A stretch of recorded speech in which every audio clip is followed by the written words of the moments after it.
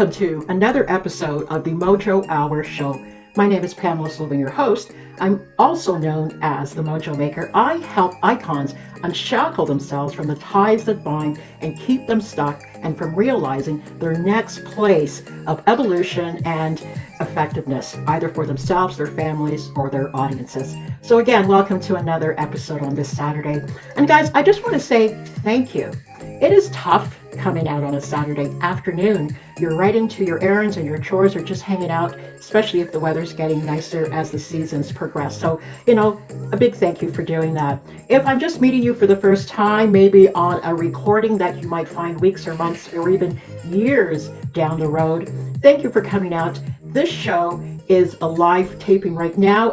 When I first did it, way back when you find me. And I'm hoping for all of those that are here right now that you will stay for the after show. There's so many great nuggets that we drop during that time. Now, for those of you that have come on a regular basis, you'll see behind me, I have a whiteboard. And usually when Pamela brings out the whiteboard, there's usually some work involved. And in this two-part series on prosperity, there's a little bit of work, but I wanted to make sure that you're able to capture some notes and have it on the board there. I'm also going to be directing you to where you can get a download for when the next time we come together. Now, for those of you that are new and for those of you that are not, I always start off my shows with the find of the week. We move into the topic and then I end with the Hot Mojo tip. Again, this week, like I did last week, we're not going to be able to do the Hot Mojo tip because there's just so much information and I don't want to crunch things too much. But don't worry, we'll get back to the Hot Mojo tip in a couple of weeks, okay? So let's move on to the find of the week. Now, this week, I have a new best friend, and I chuckle at that. For those of you that have been following me, I always have a new best friend because when I find these things, that I just can't believe I've lived so long without it. And this week, this is a beauty item. This is the Fancy Face Cleanser or Cleaner, whatever you want to call it. And this thing has really made a difference for my skin. It's electric. And the beautiful thing about this, ladies, even men can use this. You can take it in the shower with you, which I do. And it comes with an amazingly beautiful travel case. And you can change out the heads, if you like, for the exfoliating brush here. And for a more gentle brush, for those that have a little bit more gentle skin. But either way, I strongly should suggest that you get yourself a Fancy Face Wash brush, electric brush. They are battery operated, batteries not included. And I don't go anywhere without this now. I use it twice a day. So that's my plug for today. And guys, I'm not even getting paid for this. I'm just bringing to you what it is that has made my life so much easier and better. Okay? Okay, so let's move into the topic of the week. And I've been promoting this topic all week long called the Prosperity Plan. And a lot of you probably are wondering, what am I talking about? Is she talking money, financial planning? What is it that she's talking about? What I'm really talking about here, guys, is a way of life. It's a lifestyle. It's a way of thinking. It's a mindset. It's how I've managed to turn my life around. And as a mentor for high achieving women, this is a part of the training that at some point we get to. Now, not all of the women get this because I wait to introduce this particular energetic topic based on where they are in their mind, because a lot of people just aren't ready to grasp what I'm going to share here with you. Now, why am I going to share it with you? Well, I love you guys for coming out on these Saturdays. Again, I'm doing it in a very condensed form, so not all of you are going to catch it right away. And will continue the teaching next week, and I will continue the teaching from there for those that download the downloadable are on the mailing list, and they're going to get more and more training from me on this topic. All I'm going to say is here I go. Okay, this is the mojo that I talk about. This is the mojo that my mother used to ask me about. She would ask me, how are you doing this particular piece? And she was a pastor. She taught the words from the good book, right? But she saw me in a particular way and being. And it was very hard to describe to her. It's like trying to tell somebody about chocolate if they've never had a piece of chocolate. How do you describe chocolate to somebody? How do you describe what an orange tastes like to somebody if they've never had an orange or a lemon or anything, if they've never had any experience with it? And this is what I'm talking about. Now, for those of you that are mentors and teachers and coaches and or just someone that has an interest in energetic work, you will find a lot of this familiar. This is not something that I've come up with. This information has been around for thousands of years. And different groups and organizations have gathered the information, and for a long time, only certain people were privy to it. You had to be part of the brotherhood or some kind of society to get your hands on this information. And while the earth loosened up its grip on a lot of knowledge and wisdom over the years, and a lot of this has unfolded, and it's been attributed with so many different names: law of attraction, woo woo. Some people even put it down to things like witchcraft. I'm thinking, how is this even bad? Because the source of this information has come from all the books that we call good, the good books, right? But those good books have ascertained a lot of bad PR over the years. And I know about PR. It doesn't take much for something to be slandered. Now, as a child growing up, my parents and my whole family basically were very much into going to church. And as a kid, you don't want to go do that. You don't want to have to put on your Sunday best. You don't want to have to sit there silently as some strange person up at the front drones on about something you have no interest in or care about. So going to church or anything to do with that always turned into a battle and a struggle and was a huge source of resistance within me. And so anytime anybody came at me with anything that had to do with that, I would just blank out and lose interest. And I might even do it. I might even go and sit in someone's church, but just waiting for the time to pass because none of this was touching me. And I had placed meaning to it over the years from a child. It was going to church, listening to anything that had to do with that kind of stuff left me cold, left me blank, and I was so disinterested. Growing up as a young adult, as we all did, we went out and we did life our way. All right. Even if you had a spiritual background somehow, we were mesmerized. All the sparkly people out there, the celebrity types, all of those types of people captured our attention. And anything that they did and said seemed to be the way to do one's life. Even the business people became celebrities. Faculty of big universities are now becoming celebrities, all because of our accessibility across this planet due to the internet. Everybody who is anybody has a voice and a platform, and we follow these people, and everything they say becomes the word to follow. The word according to Gabby, the word according to Oprah, the word according to Dr. Joe's Dispenza, and on and on and on. And there are nothing wrong with these people, because here I am, the word according to Pamela now, right? But what all of these people are trying to tell you is what great teachers across the millennia have come to say to you. But what have we done?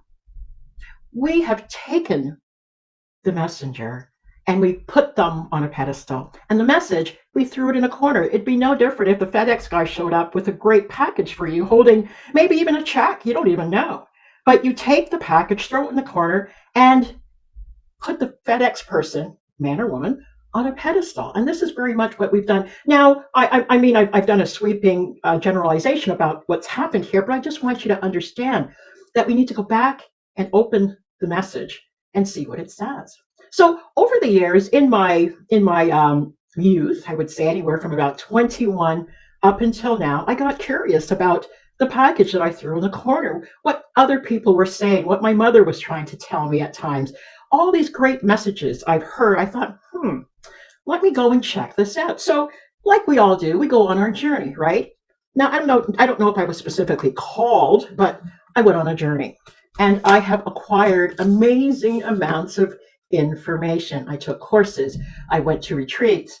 I went to week-long journeys. There's just so many things. And let's not talk about the amount of books that I purchased over the years. I mean, if I was to actually tally all this stuff up, I'd probably give myself a little bit of a heart attack, all right? But there's nothing wrong in investing in ourselves.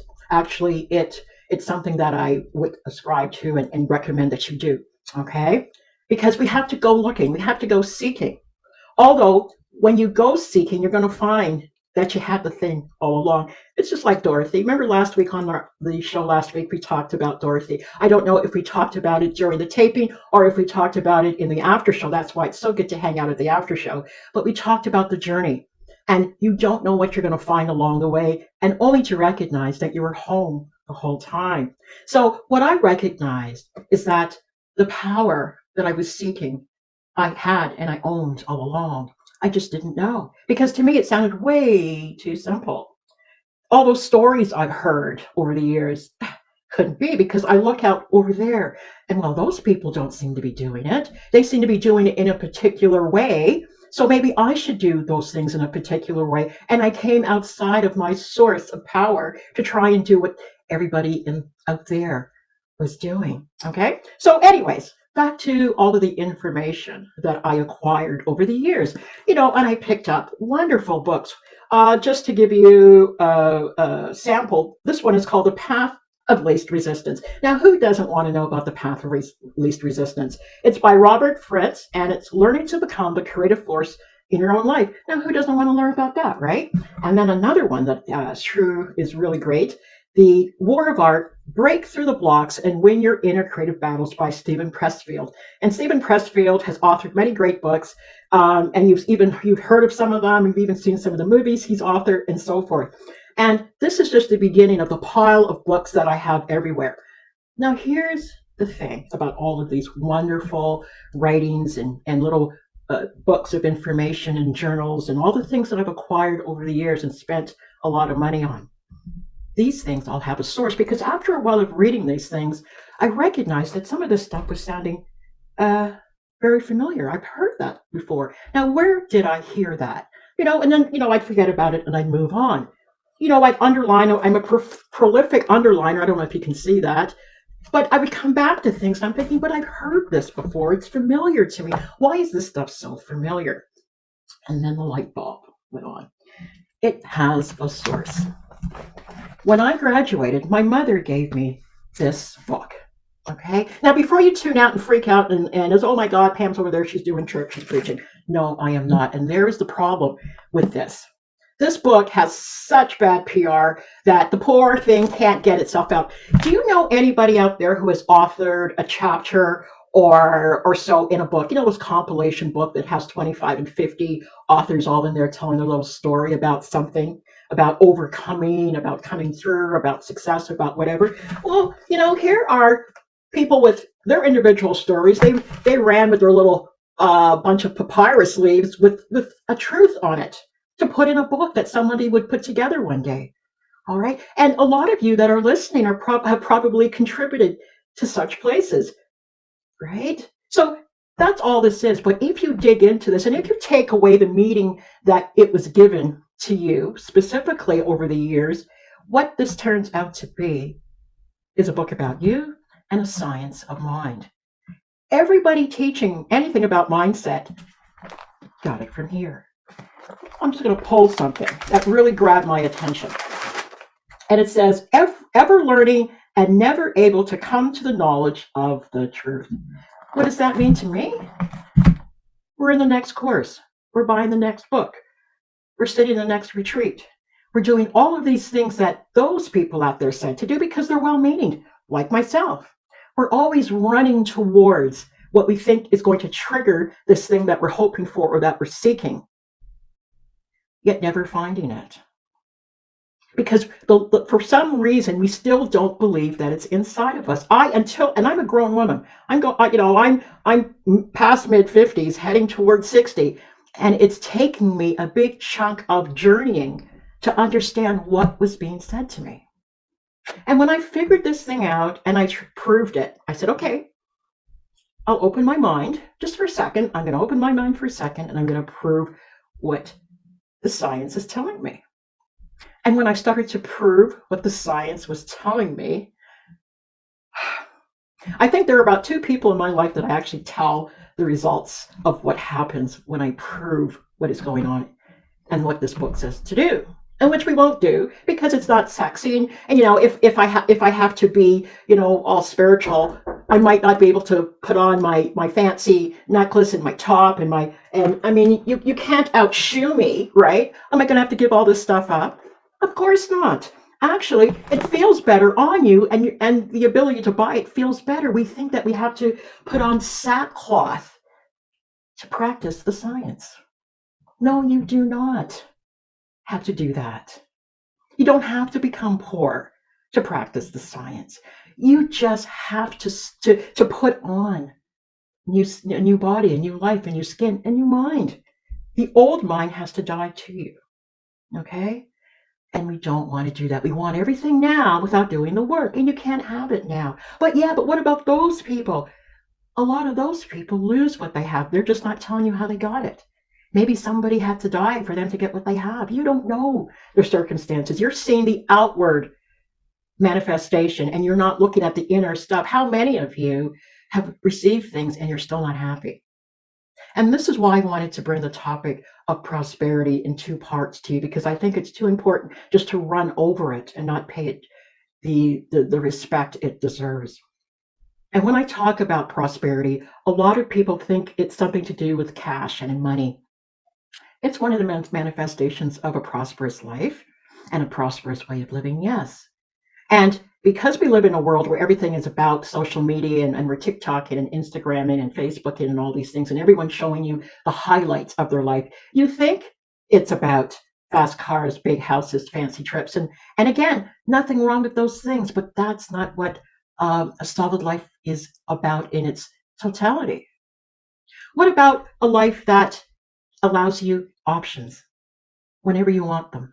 You know what? I don't feel like working today. I think we're just going to pack up and go on a road trip because you can.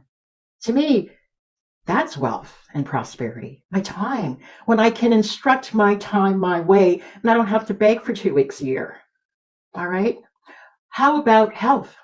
How many people would give everything they had to allow their body to be healed from whatever debilitating issue is going on with them right now? And there are a lot of people like that right now. They would give everything for that if you asked them, whether it's for one more day, 2 more days, another week, another year, or just to have the illness pass, or the pain pass, or the discomfort pass, or the mental incapacitation pass, or whatever is ailing them.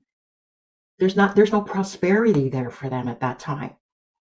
All right. How about great relationships? Whether it be a great inner circle of friends, your primary relationship, whatever it is. How many? There's nothing wrong with being alone, but how many lonely people are walking around this planet?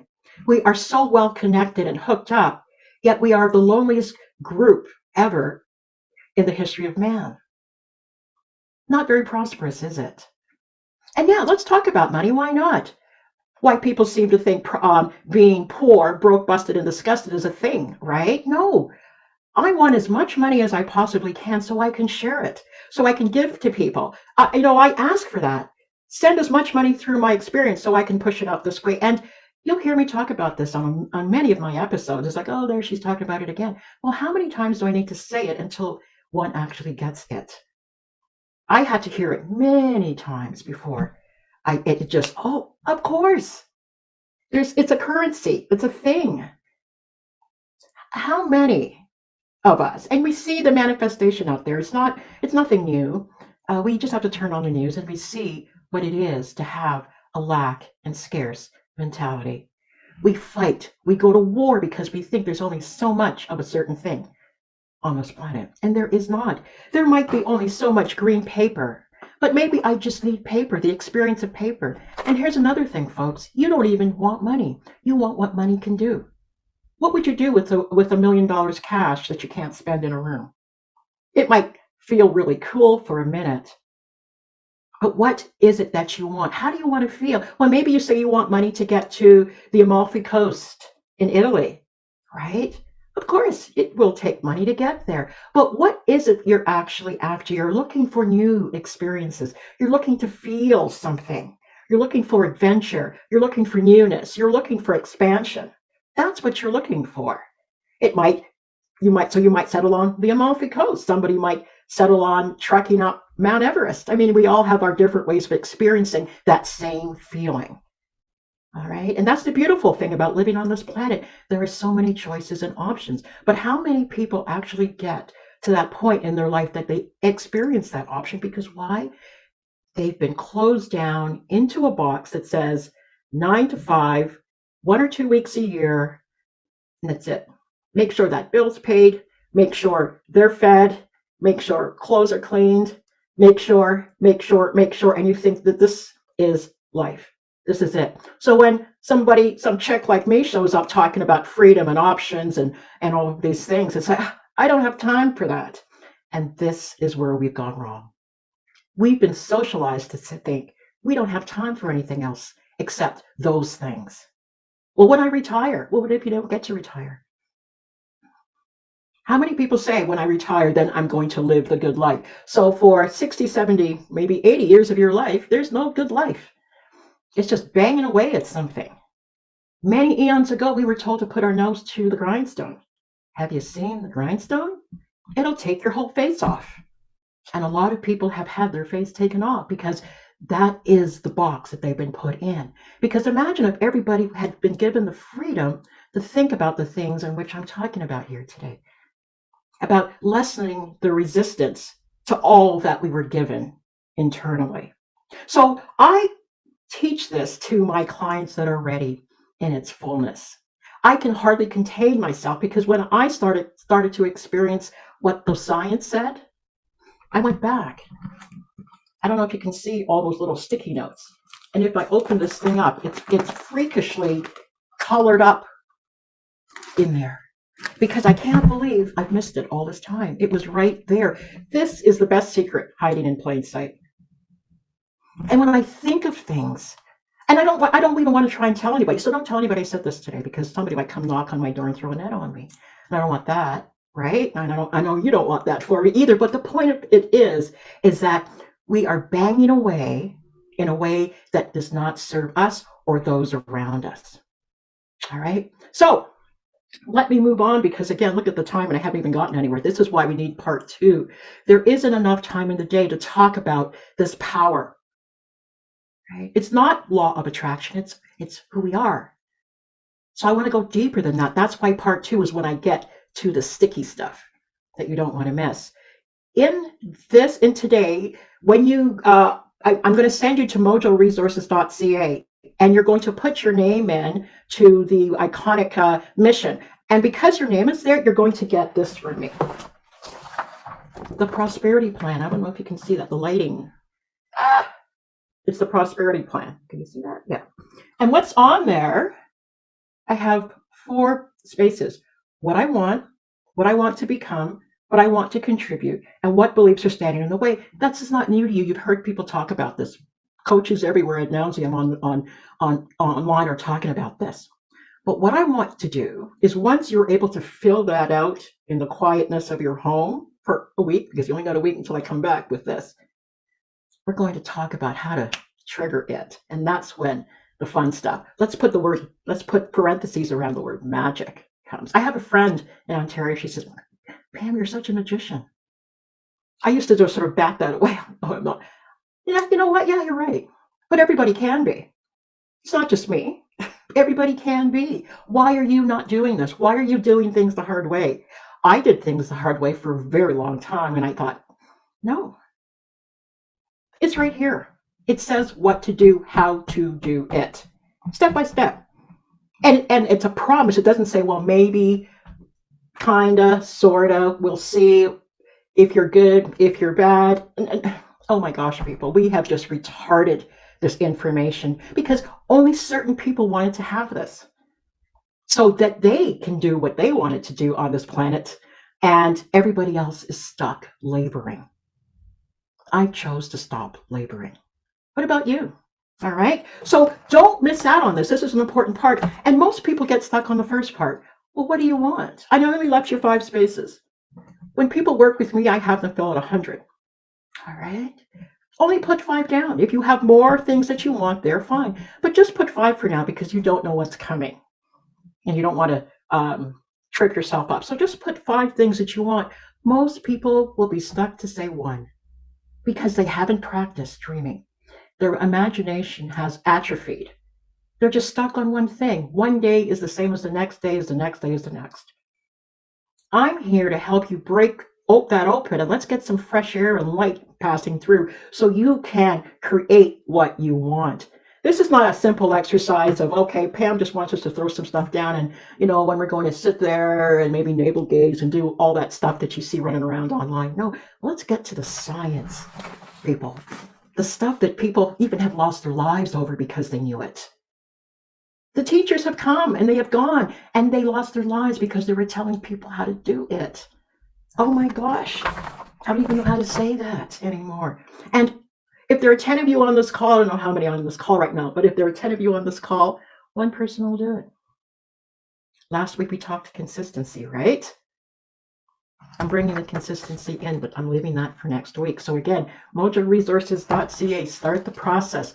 Let's get our prosperity muscles going. It's practice. And when you start to see some of the stuff, you're going to, I'm just going to shake my head at you and say, of course.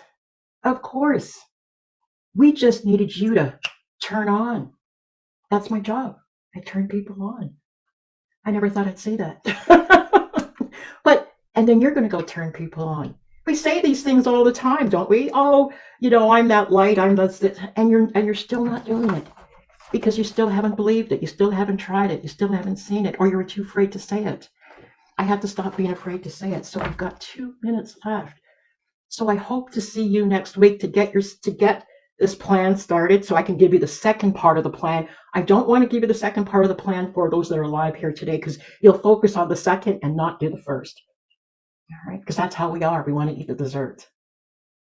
Or you may not understand what to do. So what do you want? What do you want to become? What do you want to contribute? And what beliefs are standing in the way? And I'll just give you what I want to contribute real quick. I want to give $1 million to the food bank to feed people. Food's important. We need it. I want to give $500,000 to animal reserves because I love those animals. I want to give $500,000 to mental health research. Right? And when I think of how am I going to do that, that's none of my business. That's all part of the fun. Okay, so I'm going to leave it here, folks. So let's meet here again next week for another episode of the Mojo Hour Show, and you'll get part 2. Have a wonderful week, and don't forget, guys, that the fun has just yet begun. Continue to spiral up. Bye-bye.